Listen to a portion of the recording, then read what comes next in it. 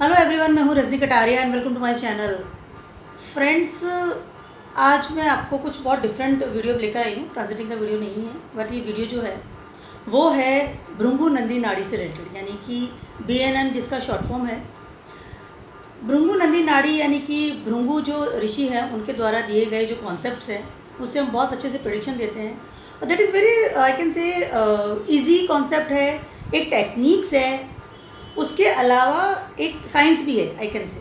वैसे तो एस्ट्रोलॉजी भी एक साइंस ही है, बट अगर मैं बात करती हूँ भृंगु नंदी नाड़ी की, जिसके आज कॉन्सेप्ट मैं कुछ लेकर के आई हूँ, इजीली आप अपने बारे में मालूम कर सकते हैं। आपकी करंट ईयर एज जो चल रही है उसके हिसाब से मालूम कर सकते हैं। उसके अलावा प्रेडिक्शन देने में इजी है क्योंकि बहुत ज़्यादा हार्ड नहीं है। एक कुछ टेक्निक्स को अगर आप लेते हैं तो बहुत आराम से आप अपनी चार्ट भी या दूसरों की चार्ट भी प्रेडिक्शन दे रहे हैं, मालूम कर रहे हैं कि इस ईयर में कौन सी ऐसी इवेंट्स है। That is the basic of the Bhrigu Nandi नाड़ी कि आपकी जो करंट ईयर है, एज है, कोई सी भी एज है आपकी, उसमें क्या क्या आपके स्पेशल इवेंट्स होने वाले हैं, ये चीज़ बहुत ज़्यादा अच्छे से पता चलती है हम लोगों को। ठीक है, तो this is very good concept और बहुत ही अच्छे से 5000 साल पुरानी ये एक प्रथा है। और इवेंट्स के लिए बेसिकली जैसे मैंने बताया कि होती है कौन से एज में आपका कौन सा इवेंट होगा, शादी कौन से एज में होगी, व्यवसाय कौन से एज में आपका सेट होगा, घर का मकान कब खरीदेंगे, इस तरह की सारी चीज़ें आपको बहुत इजीली उस कॉन्सेप्ट में मिल जाएगी। ठीक है, भृंगु नंदी नाड़ी में कुछ चीज़ें हम लोग नहीं लेते हैं, जैसे हम दशाओं को नहीं लेते हैं। अगर आप बहुत ज़्यादा डीप में जाते हैं तो आप दशाओं को ऐड कर सकते हैं इसमें, लेकिन उसका बहुत कॉन्सेप्ट बहुत डिफरेंट हो जाएगा। अब पाराशरा को भी हमको ऐड करना पड़ेगा। भृंगु नंदी नाड़ी में दशाओं को ऐड करने की ज़रूरत नहीं होती है, देखने की ज़रूरत नहीं होती है। उसके अलावा इसमें हमारा बेसिक जो है, यानी कि जो हमारी जो राशिज़ है उसको भी हम देखने की ज़रूरत नहीं पड़ती है। You just know your planets only, और आपकी एज आपको पता होनी चाहिए, कौन सा आपका ईयर चल रहा है और आपको कौन सी ईयर का प्रेडिक्शन देना है। कुछ कॉन्सेप्ट्स मैं आपके लिए लेकर आई हूँ, बहुत ईजी गोइंग से आप उसे मालूम कर सकते हैं। सबसे पहला कॉन्सेप्ट जो है भृंगु नंदी नाड़ी में, बीरन में, इसको भृंगु सरल पद्धति भी कहते हैं, चक्र पद्धति भी कहते हैं, बहुत प्रोग्रेशन भी कहते हैं। मैं आने वाले काफ़ी सारी वीडियोस ऐसे बनाने वाली हूँ जिससे कि आपको और बेटर तरीके से एग्जैक्टली पता चले कि आपकी लाइफ में आप इस साल क्या होने वाला है। ठीक है, तो सबसे पहले कॉन्सेप्ट की बात करती हूँ। भृंगु नंदी नाड़ी का पहला जो सबसे थम रूल वाला जो कॉन्सेप्ट है उसमें हम लोग जुपिटर को बहुत बड़ा महत्व दिया जाता है।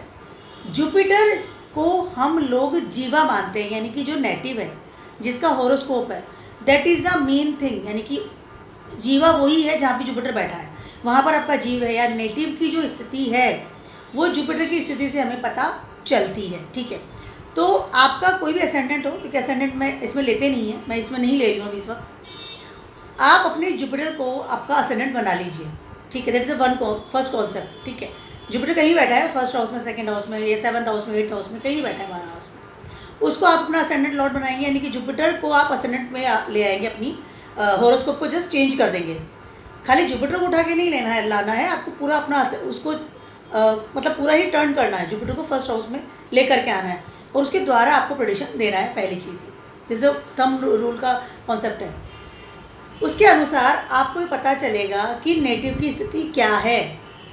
क्योंकि जब आपको पता चलेगा कि जुपिटर की स्थिति क्या है, जुपिटर नेगेटिव इन्फ्लुएंस में आ रहा है, पॉजिटिव इन्फ्लुएंस में आ रहा है, कहाँ बैठा है, किस राशि के साथ बैठा है, कौन से प्लैनेट्स के साथ में उसका कनेक्शन मिल रहा है, कंजक्शन मिल रहा है, जुपिटर की स्थिति के अनुसार हमें पता चलेगा कि नेटिव की स्थिति क्या है इन दिस लाइफ।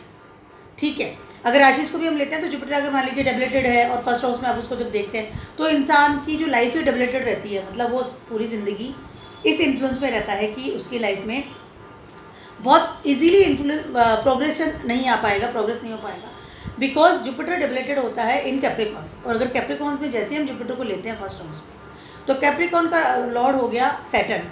जुपिटर हमेशा पूरी ज़िंदगी वो इंसान नेटिव हमेशा संघर्ष करेगा, कर्मा ही करेगा, तब उसकी ज़िंदगी बैठने वाली है। जुपिटर अगर आपको आता है कैंसर में and you are making its ascendant lord, ठीक है, तो जुपिटर कैंसर में उच्च का होता है डेफिनेटली, तो उस इंसान की ज़िंदगी बहुत ज़्यादा भाग्यशाली तरीके से होता है, हर चीज़ मिलती है, इजीली होता है, बहुत स्पिरिचुअल होता है, money wise everything is there. Jupiter अगर सेल्सियस में है तो बहुत ही भाग्य का उसको मिलता है, साथ मिलता है, बहुत भाग्यशाली इंसान होता है। सब कुछ उसकी ज़िंदगी में बहुत इजीली हो सकता है, तो depends on the Jupiter situation in the horoscope. ठीक है, नेक्स्ट कॉन्सेप्ट मैं लेकर आ रही हूँ। दूसरा नंबर का जो कॉन्सेप्ट है वो है कि जब कभी भी भृगुनंदी नाड़ी की स्पेशल बात कर रही हूँ, इसमें पराशरा या केपी कोई भी ऐड नहीं है। ठीक है, तो अभी सिर्फ हम इसको सीख समझेंगे। जब कभी भी कोई भी प्लैनेट किसी के 1, 5 और 9, 5 और 9 एस्पेक्ट में आता है, ठीक है, कैसे हमारे हॉरोस्कोप में 4 ट्राइंगल बनते हैं, मेन ट्राइंगल्स होते हैं मेन चीज़। ठीक है, ट्राइंगल्स में कौन कौन से ट्राइंगल्स हैं? Dharma, artha, kama and moksha, that is the 4 triangles in our horoscope. ठीक है, तो जैसे ही कोई प्लैनेट किसी और प्लैनेट के साथ ट्राइंग में आता है, यानी कि 5 या 9 स्थिति में आ जाता है। ठीक है, ट्राइंगल जब बनते हैं तो फर्स्ट 5 और 9 दैट इज हमारा धर्मा का जो ट्राइंगल है। तो अगर कोई भी प्लैनेट मान लीजिए फॉर एग्जांपल फर्स्ट में आपके सैटर्न आ गया और 5th में केतु आ गया, तो इस वक्त इसको केतु और सैटर्न को हम कंजक्ट मानेंगे, कंजक्शन वाली स्थिति मानी जाएगी इन भृगुनंदी नाड़ी। ठीक है, अगर 9th में मान लीजिए जुपिटर बैठा है, फॉर एग्जांपल मैं दे रही हूँ, तो आपको अब हम कंजक्ट क्या क्या हो गए, सैटर्न कंजक्ट हो गया विद द केतु और विद द जुपिटर। तो अब वो तीनों मिल करके आपको रिजल्ट्स देंगे। इनको एक ही हाउस में हम कंजक्ट मानेंगे बिकॉज ये 1, 5, 9 के एस्पेक्ट में एक दूसरे के साथ में बैठे हुए हैं। ध्यान रखिएगा जो मैं क्या बोल रही हूँ। ठीक है, that is very very important. कोई भी प्लैनेट हो, कोई भी एनी प्लैनेट 1, 5, 9 के एस्पेक्ट में आता है। मान लीजिए कोई प्लैनेट आपके 2nd हाउस में है, ठीक है, और उसके अलावा एक दूसरा प्लैनेट आ गया आपके 6th हाउस में और उसके बाद दूसरा प्लैनेट आ गया आपके 10th हाउस में, दैट इज़ अ ट्राइंग बन गया आपका अर्थक्षेत्र का। ठीक है, तो आपकी लाइफ में जब भी आप अपना मनी कमाने जाएंगे, अर्थक्षेत्र इज मनी मैटर्स, आप अपने करियर के लिए जाएंगे, आप अपना बिजनेस के लिए जाएंगे, जॉब के लिए जाएंगे, तो दिस विल, ये जो ट्राइंग जो आपका बन रहा है that is very very very important. ठीक है, इसी से आपको असर होगा, रिजल्ट इसी के मिलने वाले हैं। ठीक है, that triangle is very important Bhrigunandi Nadi. Okay, next concept की बात करती हूँ। ठीक है, नेक्स्ट कॉन्सेप्ट की बात मैं करती हूँ कि जब भी एक प्लैनेट से जो दूसरा प्लैनेट है उसमें क्या असर होने वाला है, यानी कि जो फर्स्ट प्लैनेट है उसके जस्ट बाद 2nd हाउस में जो प्लैनेट बैठा है, फॉर एग्जांपल 10th हाउस में कोई प्लैनेट है और 11th हाउस में दूसरा प्लैनेट बैठा हुआ है। 10th हाउस में सैटर्न बैठा है और 11th हाउस में आपके चंद्रमा बैठा हुआ है। ठीक है, तो भृगुनंदी नाड़ी में हमेशा प्रोग्रेशन आगे की तरफ होता है, यानी कि सैटर्न के सारे रिजल्ट आएंगे आपके चंद्रमा की तरफ। आगे चलता है ना प्लैनेट, जो हमेशा आगे चलते हैं। हम राहु और केतु की बात नहीं कर रहे इस वक्त। ठीक है, तो प्लैनेट जब आगे चल रहा है, सैटर्न जब आगे चल रहा है, तो वो चंद्रमा की तरफ जा रहा है, यानी कि 11th हाउस की तरफ जा रहा है। तो सैटर्न 10th हाउस और 11th हाउस दोनों के आपको रिजल्ट देगा, लेकिन वहाँ पर आपको चंद्रमा का इन्फ्लुएंस लेकर के रिजल्ट देगा। ठीक है, यानी 11th हाउस में आपको सैटर्न और चंद्रमा दोनों का असर मिलने वाला है। अपने स्थान से, अपने हाउस के से नेक्स्ट वाला जो हाउस है उसमें भी प्लैनेट जो असर करेगा, चाहे कोई प्लैनेट आगे बैठा है नहीं बैठा है, डजंट मैटर, लेकिन अपने नेक्स्ट वाला यानी स्टेप आगे करके हम बात करते हैं भृगुनंदी नाड़ी। नेक्स्ट कॉन्सेप्ट है, जब कभी भी ट्रांजिट होता है, transit is very very important. Mostly मैंने काफ़ी लोगों को देखा है भृगुनंदी नाड़ी में ट्रांजिट को बहुत ज़्यादा ऐड नहीं करते, but transit is very important in Bhrigunandi Nadi. Because जब भी मान लीजिए जब प्रोग्रेशन होता है, मैं नेक्स्ट मेरी वीडियो में प्रोग्रेशन लेकर के आने वाली हूँ क्योंकि काफ़ी लंबा वीडियो बन जाएगा, and I don't have anything for आपको समझाने के लिए, क्योंकि मुझे लिख करके आपको समझाना पड़ेगा। अब भृगुनंदी नाड़ी को आप ऐसे वर्बली समझाने में थोड़ा सा हार्ड रह रहा है, मुझे एक्सप्लेन नहीं कर पा रही आपको प्रॉपरली। तो नेक्स्ट टाइम में डेफिनेटली आई विल ट्राई कि मैं समथिंग कुछ चीज़ें हों ताकि मैं आपको लिख करके समझा सकूँ कि मैं आपसे क्या कहना चाह रही हूँ। ठीक है, तो अभी मैं आपको एक और बात बताना चाह रही थी कि transit is a very important. Bhrigunandi Nadi में ट्रांजिटिंग इज़ वेरी इंपॉर्टेंट। जैसे मान लीजिए फॉर एग्जांपल कोई हम लोगों ने जुपिटर को असेंडेंट बना दिया, असेंडेंट में बिठा दिया, ठीक है, लेकिन आपकी एज 23 है, करंट एज की अगर बात करती हूँ, योर एज इज 23, ठीक है। एट दैट टाइम जुपिटर अगर आपके 11th हाउस में आता है, ठीक है, क्योंकि भृगुनंदी नाड़ी में 1 से लेकर के 12 तक हम लोग पूरा एक राउंड गिनते हैं इन हमारे 12 हाउस को, ठीक है। तो 23 आ गया आपका 11th हाउस। अगर 23 में जुपिटर उस सेम ईयर में ट्रांजिट कर रहा है, माइंड कीजिए ट्रांजिट कर रहा है, उस टाइम आपको बहुत ज़्यादा सफलताएं मिलेगी बनस्पत की आप और सालों की अगर बात करते हैं, क्योंकि जुपिटर फर्स्ट हाउस का मालिक है, असेंडेंट लॉर्ड है, नेटिव खुद आकर के 11th हाउस से बैठ गया है, तो आपकी गेनिंग में, इनकम में, आपके नेटवर्क में, आपके डिज़ायर्स में, आपकी हर चीज़ में बहुत ज़्यादा उपलब्धियाँ आपको मिलेगी। बिकॉज ऑलरेडी से जब जुपिटर फर्स्ट हाउस में बैठा हुआ है, आपको ब्लेसिंग्स दे रहा है, और अब वो 11th हाउस में आ रहा है, और उसी साल आप उस 11th हाउस से गुजर रहे हैं, यानी कि आपका 23rd वाला ईयर गुजर रहा है। ठीक है, तो 2 आपको +1 मिल जाता है, तो दैट इज़ ज़्यादा आपको इफेक्ट देगा। उसकी जगह अगर कोई मेलेफिक प्लेनेट गुजर रहा है, मान लीजिए केतु गुजर रहा है, सैटर्न गुजर रहा है, उसके हिसाब से आपको उस वक्त रिजल्ट्स मिलेंगे। ठीक है, आपके अगर मान लीजिए केतु बहुत ज़्यादा आपकी हेल्थ इश्यूज़ को दिखाता है, ठीक है, तो अगर आपका मान लीजिए एज है 23, हम 23 को ही लेके चल रहे हैं, ठीक है, और 11th हाउस में अगर Ketu at that years transit कर रहा है, उस वक्त आप बहुत ज़्यादा बीमार रहेंगे, या फिर आप बहुत ज़्यादा उस वक्त आपको लैक ऑफ इनकम मिलेगी, क्योंकि केतु क्या है, चीज़ों को सेपरेट कर देता है, चीज़ों को हटा देता है। केतु अपना जो नेचर है उसको दिखाएगा वहाँ पर, ठीक है, और उस साल उस वहाँ से वो गुजर रहा है, उसी साल आपको वो ईयर आ रहा है। ठीक है, तो transit is very very important. Basic जो है वो इंपॉर्टेंट है ही, उसके अलावा transit is also very important, क्योंकि भ्रमणनंदी नाड़ी में हमेशा प्रोग्रेशन में काम करते हैं।